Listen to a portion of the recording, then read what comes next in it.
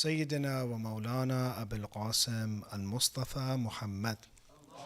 اللهم صل على محمد وعلى محمد وعجل فرجه وعلى أهل بيته الطيبين الطاهرين ولعنة الله على أعدائهم إلى قيام يوم الدين. We're talking about Islamic ethics, and we said that the best way for a person to become better is that they look at the root of the problem and they investigate themselves and they study the science of ethics. With the science of ethics, a person is able to see and examine their vices and their virtues, and can inshallah eliminate their vices, their negative traits, and can inshallah develop their positive traits. But for this to be done, we said a few things as a muqaddama, as a prerequisite. We said that man has free will, man has a final goal, and the effect of man's effort will be seen in reaching his goal. And unless we believe that we are truly free and responsible for ourselves, there's no purpose of Islamic ethics. That we have to have certainty that if we're going to become good, that we have to do something for ourselves. Nobody else can do something for us. And that we have a limited time in this world. You don't have two lives for you to mess up with one life and learn from the lessons, and then in the second life you come back to the world and now you get everything done right. We only have one life, and it is very fastly clicking away time, passing away very fast. And if we don't do something for ourselves, I'm saying this to myself, I apologize in front of our great Sheikh and Sayyid. They are themselves students and practitioners of ethics, Islamic ethics. I need to work on myself. Time is going by fast, and if we don't do something, we'll be stuck. We'll be the same person as we used to be, and we'll leave this world. And on the day of judgment, we'll see the position of those that acted upon the Quran, acted upon the Ahadith. And they say, what a great position they had, and there'll be for us Yawmul Hasra, the day of regret. And I wish I had that position. Because in this world, everyone is excited for dirham and dinar. Everyone is excited for gold coin and silver coin. Today, actually, cryptocurrencies. We're very excited about the price. It goes up, goes down. But in the hereafter, we're very excited about amal salih, good action. And in this world today, when you say someone is a billionaire, a trillionaire, everyone's like, look at that person, look at him. They write articles about him, his picture is everywhere. On the day of judgment, they'll say, look, that person served their mother for 20 years. That person served their father for 20 years. Look at what position he has. So things will be much different in the day of judgment. So we have to know that we have one, free will. And that two, we have a final goal, sa'adat, happiness. And that three, only by our own effort and striving hard will we be able to gain our goal. When we see in modern times, movements have happened after the Renaissance that try to say that you don't need religion or you don't need faith to be an ethical person. And that after, the resentment of the church, many different philosophers came and said that we don't need religion to be a good person. Just be a good person yourself. Think about it. Think about ethics yourself and practice. You don't need these prophets. You don't need these holy books. A person can be ethical by themselves. And we addressed this issue last week. And we said that there is no guarantee to be an ethical person if you don't have religion. Why would you even try? What would guarantee you? Maybe one day I want to be unethical. One day I have a break. But religion says you have to always be ethical. Religion means that no matter what, God is always watching you. And that every atom's weight of action you will be accountable for, religion says. So you cannot be truly ethical without religion. You have to have religion.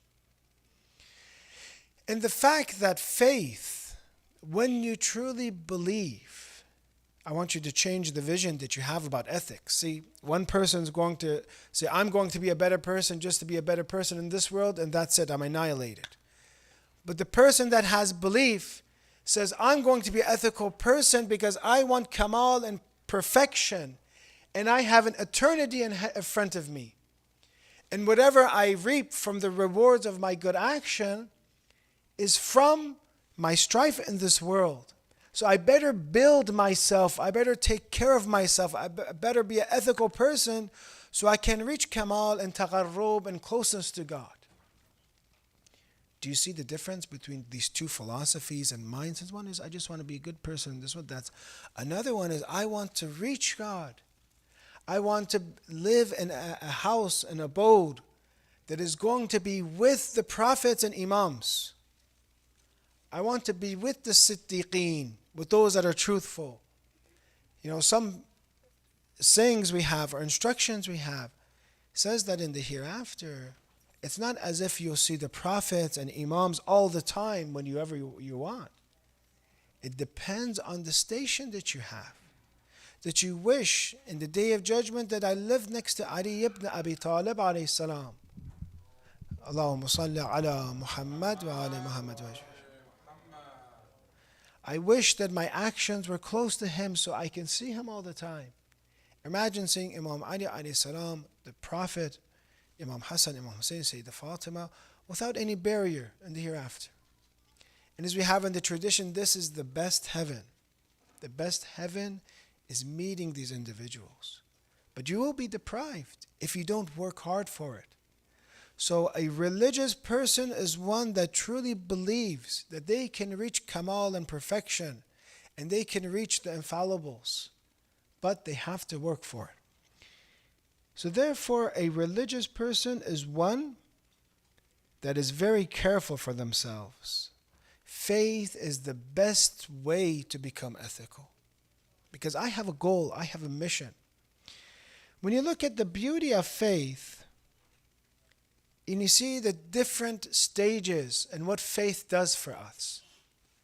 You see in some of the traditions from Imam Baqir alayhi salam and Al-Kafi, Allahumma salli ala Muhammad wa ali Muhammad. Al-mu'min aslabu min al-jabal. Do you want to, in terms of ethics, it's about taking those negative vices, fear, is that something bad or not? Is courage something good? Being courageous? How can I be courageous? The hadith says, Al-mu'min aslabu min al-jabal. The believer is harder than a mountain, for the mountain is dispensable, whereas nothing can separate the believer from his religion. Do you want to be as firm as a mountain? Have faith. Do you want to be fearless? Do you want to be the strongest of people? And some of the narration says, have tawakkul, have reliance on God, and you will be of the strongest. So I want you to take two examples. One is that secular person that's trying to be ethical, and one is that religious person that's trying to become ethical. That religious person is the strongest of people. That religious person is the most fearless of people. How our prophets were, how our imams were. You see the fruit of faith in them. You see ethical development in them. And a lot of times people ask me, for example, I have problems with my anger. I too have problems with my anger. I'm Sayyid. That's what Sayyids do. They get angry sometimes. But what can I do? I get angry. I tell them, why don't you use religion to solve your ethical problems? Why don't you use religion to bring you to become, for example, tranquil and calm? Why don't you connect to God, and then through that connection you enjoy your life, you love your life, and then you let go of your anger? I think most of you agree. Take yourselves, for example, to one of the ziyarat trips you had, or for example to Hajj or Umrah, and you see how patient you are when you're religious and spiritual. how good you are, how much your ethics increase through connection to God, who is the source of all khair and all good, who is all good and all khair. So you see that without spirituality, without religion, without faith, becoming a good person is impossible. Becoming a good person is impossible. إن المؤمن أشد من زبر الحديد. Imam Sadiq alayhi salam in Bihar. Verily the believer is stronger than pieces of iron. Do you want ethical development? Increase your faith. Because then you'll be encouraged. That Iman will encourage you to go towards this journey. So therefore you see that there is this concept and notion of faith that is what really drives us to become ethical and is inseparable from ethics. Now, of course, a person asks, then this faith that you talk about, what are its pillars? And how does this relate to ethics? Imam Ali alayhi salam in tradition has al-Iman ala arba'ati arkan. Iman has 4 pillars. What are the 4 pillars of Iman?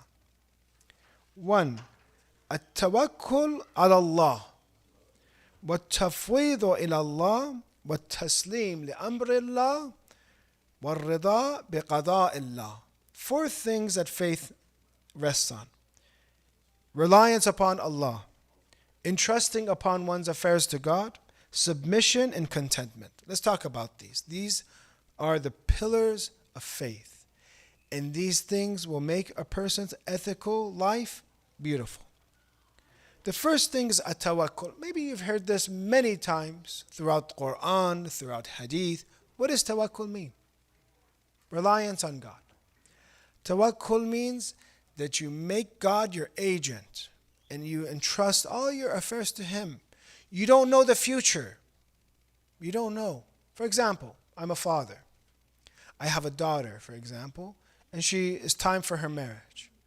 A person comes, he has taqwa, he has piety, he has iman, he has knowledge, but maybe his financial situation is not that great. I trust on Allah and I act upon the Quran, I don't know, and I say, I'm going to give this daughter to this person because he's a mu'min. And therefore, when this happens, I'm trusting in Allah that Allah will provide for my daughter. That's tawakkul. Allah will provide for my daughter. When you see the story of Prophet Musa alayhi salam, when the powerful army of Pharaoh is chasing him, he comes to a position where it's a dead end. Where is that now? He's trapped? The sea. Right? Quran mentions that Ashab Musa say, Inna lamudrakun. That we are now overtaken. That's it. We're finished. Dead end. The sea is in front of us. According to our scholars, or one scholar at least, he says that here, Musa alayhi salam, there wasn't any specific promise that I'm going to save you from, I'm going to perform this miracle for you. But he has this statement here that even though there's a dead end, there's the sea and a huge army in front of him with the Pharaoh, he says this statement, Quran says, Inna ma'aya Rabbi sayahdeen. That kalla, that no indeed, with me is my Lord, He will guide me. Even though there's a dead end, we think it's finished. Everyone else there says it's done. There's nothing else left for Musa alayhi salam, Prophet Musa alayhi salam and his people. And then the verse comes, فَأَوْحَيْنَا. Now it's revealed. فَأَوْحَيْنَا إِلَى مُوسَى أَنْ أَضْرِبْ بِعَصَاكَ الْبَحْرِ. Now Musa alayhi salam, he's inspired with revelation, strike with your staff the sea. And the Quran says, and it parted, and each portion was like a towering mountain. Towering, who would imagine that the sea would part? So you see, Musa alayhi salam had tawakkul and trust on his Lord.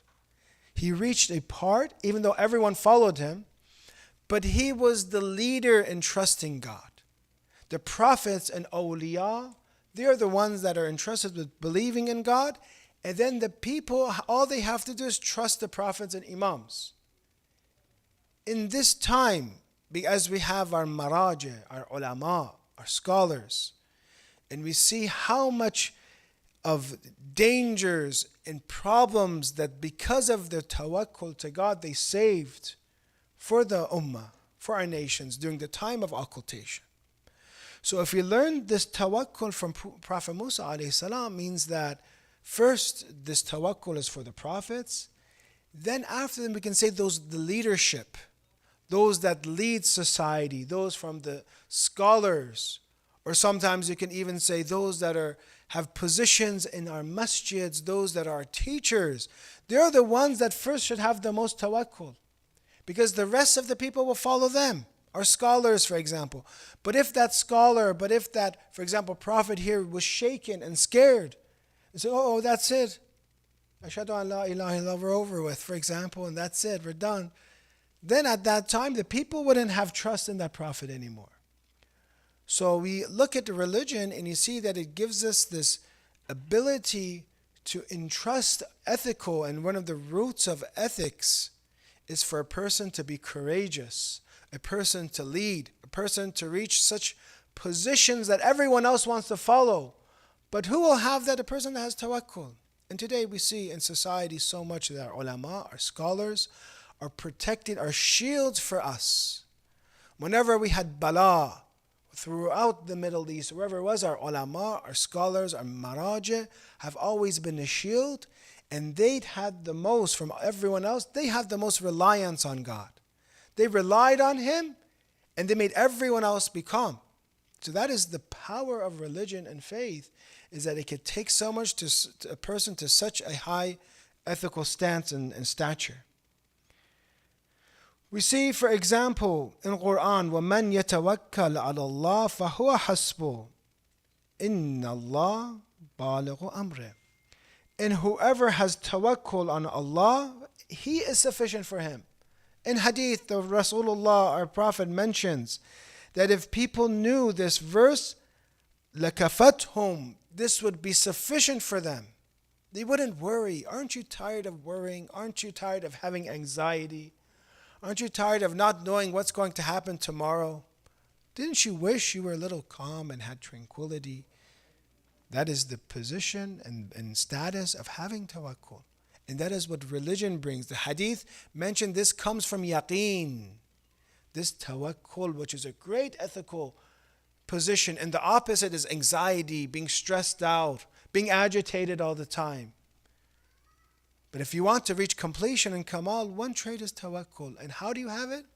With yaqeen and certainty that Allah, as Prophet Musa alayhi salam beautifully says, Inna ma'iya Rabbi sayahdeen. Indeed, with me is my Lord, He will guide me. And if we truly believe that God would be sufficient for us, the problem is, unfortunately, if we really think of it, some people, they really think that maybe there needs to be another God for them that is more powerful, that has more knowledge, that has more rahmah and more mercy for them to be taken care of. Do we need another more powerful, more merciful, more wise and knowledgeable God? No. The problem is with us. We haven't come to know God. If we truly knew God with these three great attributes of Himself, we would be completely calm. We would become very courageous, and we would perform our duties right. The second that we can look is tafweed in this hadith. Tafweed, tawakkul and tafweed, when you look at Al-Kafi, the book of Al-Kafi, Marhum Khulaini puts these two together. Tafweed means entrusting one's affair, reliance, and tafweed is entrusting to God. Marhum Khulaini puts these two together in hadith. Tawakkul and tafweed, these two things together. Imam Khomeini in 40 hadith mentions a difference between a tawakkul and tafweed, meaning a difference between reliance and entrusting one's affair. He says that the later, which is tafweed, one sees oneself powerless and only sees God as being effective in everything. Tafweed is so high that he sees himself as having no power whatsoever. He only sees Allah doing everything. But tawakkul is that God is his representative in obtaining good. He still has power, but God is his representative in attaining good. But tafweed means that he sees himself powerless. And everything, he's going to perform his duty, but all he sees is that Allah is the Rabb. And his rububiyyat is in a way that his lordship is controlling everything every millisecond. He is the only effective power because he's my Lord. He's my Rabb. The third thing in hadith that we mentioned, that a person's faith relies on these things, arba arkan, 4 pillars. See if you have it. And if you have these things, know you have complete faith. At-tawakkul, at-tafweed. So faith rests on reliance and trusting. And the third is at-taslimu li amrillah, submission to the will of Allah. Something that we don't like doing. Something that when we talk about it being a slave of Allah, we really don't like to use this word slave. We like to use servant because it sounds nicer. Slave is too harsh for us. Submitting, you mean everything I have to submit to Allah? The problem is sometimes we do 80%, 90% submission. That 10%, 5%, 1% we don't reach. Everyone has this weakness in them. Sometimes it's money. That money is their weakness. It comes to khums. He loves du'a faraj, du'a ahd, du'a nuhba. He loves tawassul. Jam Karan, for example, or Masjid al-Sahla. Then he says, brother, come pay your khums. What are you talking about, brother? What are you talking about? I pay taxes. I don't need to pay khums. I pay taxes. They say that, for example. You need to pay your khums. You're drinking dua for the Imam of the age to come back. We owe him money. Who makes dua for someone who they owe money to come to them? Usually you run away from them. When you have khums, you owe khums to the Sadat, and you owe khums to the Imam of the age. So that everyone has this weakness. You look at it, this financial weakness we have. Or other weaknesses we have, maybe about backbiting, the mouth, 50 different sins from the tongue. We can't control it. We love talking. If you ever look at the motion of the jaw, it's so amazing, the muscles, how much someone can talk, mashallah, and nothing happens to it. You can prove Allah's existence just from these muscles here. That every day it comes back, so much we talk, and nothing, mashallah, works even better than before. Alhamdulillah. Sorry? You don't get sore muscle. Yes, you don't get sore, mashallah. It's very strong. When you look at taslim and submission, Allah tests us with this submission. And sometimes it will be that you have lots of money and He wants to see, will you submit to me now or will you rebel? Sometimes you might have lots of fame and honor and everyone loves you and everyone likes you. And Allah wants to see, will He submit? Will He use that honor for me? Will He help in my cause? He has honor. Will He spend that honor, izzah, for me? Sometimes we don't have anything. And Allah wants to see, okay, you're poor, you're hungry, you're starving. Will He still submit to me? So you see, all of these are tests by Allah to see, to bring us out to see if we truly submit. But this is the Ayyam al-Fatimiyya between the 75th and the 95th. And one of our great role models of submission, and the other is ar-ridha biqada Allah, contentment, is Sayyidah Fatima alayhi salam, exceptional lady, best of creation. Her whole life was about submission. I don't know, when you look at the stories of Rasulullah and Imam Ali alayhi salam, and you see the worship of Imam Ali, nobody can compare, besides his teacher Rasulullah, to the worship of Imam Ali. But what kind of submission did she have that after marriage, Imam Ali alayhi salam is asked about how you found Fatima to Zahra alayhi salam. And he mentioned so beautifully, Ni'mal aun ala ta'atillah. She is the best helper in the obedience of Allah. Who can help Amir al-Mu'mineen alayhi salam in ta'atillah? He could do and be married with anyone, he could do anything, and he will obey Allah. But Sayyidah Fatima's submission was so high, was so great, that she became the help of Imam Ali alayhi salam.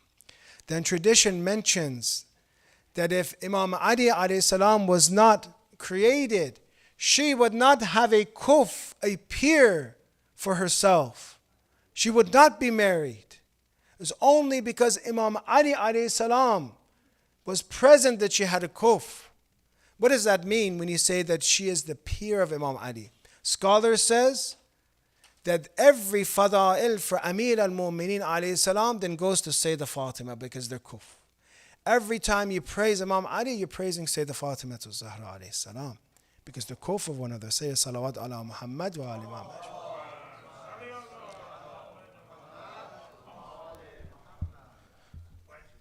But if you want to see submission, you look at the last part of her life, the biggest test that she had. Not the part that is all beautiful, that when Rasulullah, she would come and Rasulullah would give his own place to her, would kiss her, would respect her.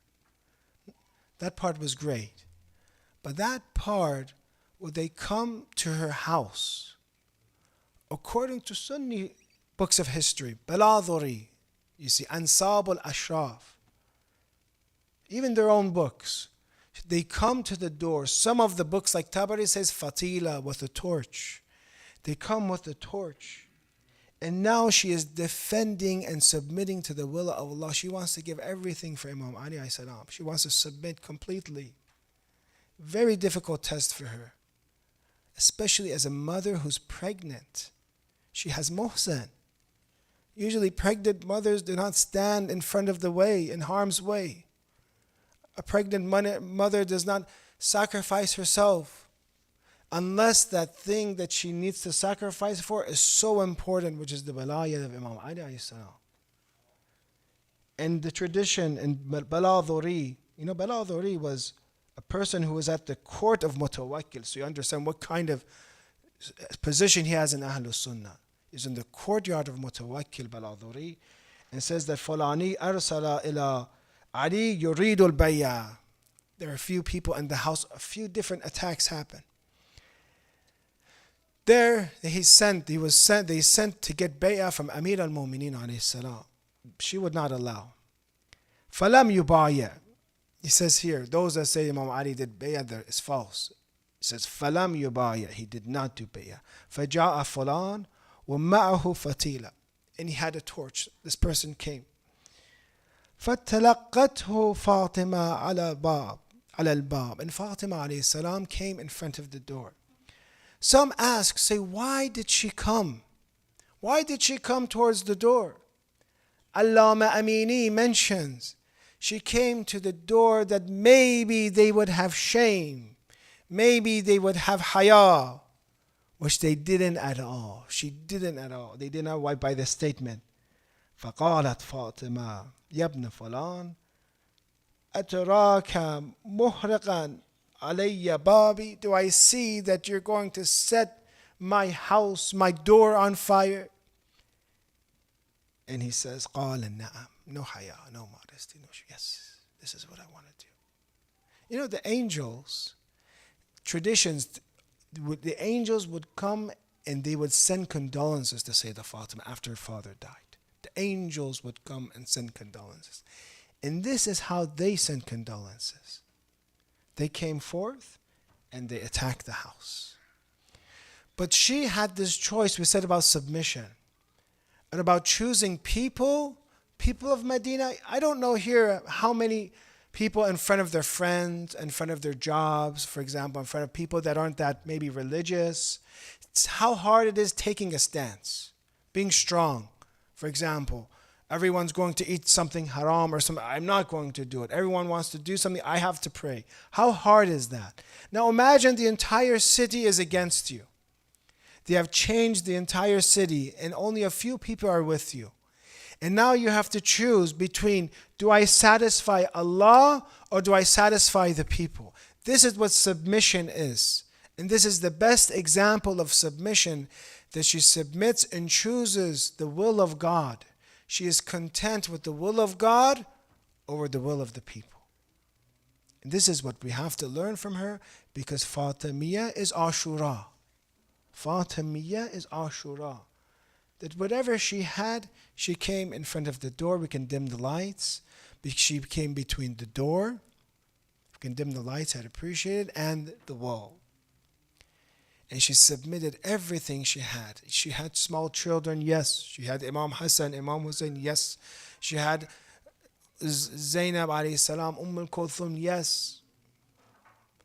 But she says all of this needs to be sacrificed for you. Ali alayhi salam, as she mentions in her will, that Allah has made me for you, Ali, so that I can be with you in the dunya and the akhirah, Ali alayhi salam, in her will.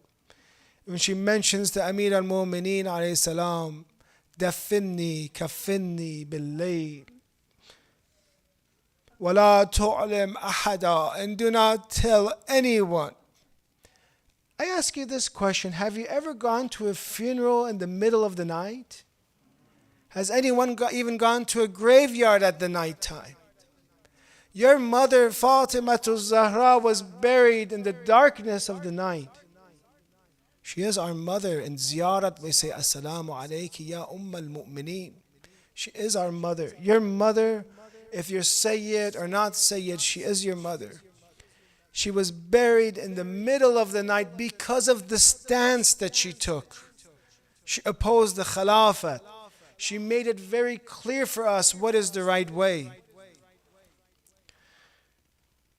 When you look at some of the traditions, I'm going to read a rosa for you. And this rosa is from Humaydi, which is a Sunni scholar. I don't know if you've ever heard of rosa or the descriptions of how Sayyidah Fatima was martyred from Sunni sources. This is from Juwayni.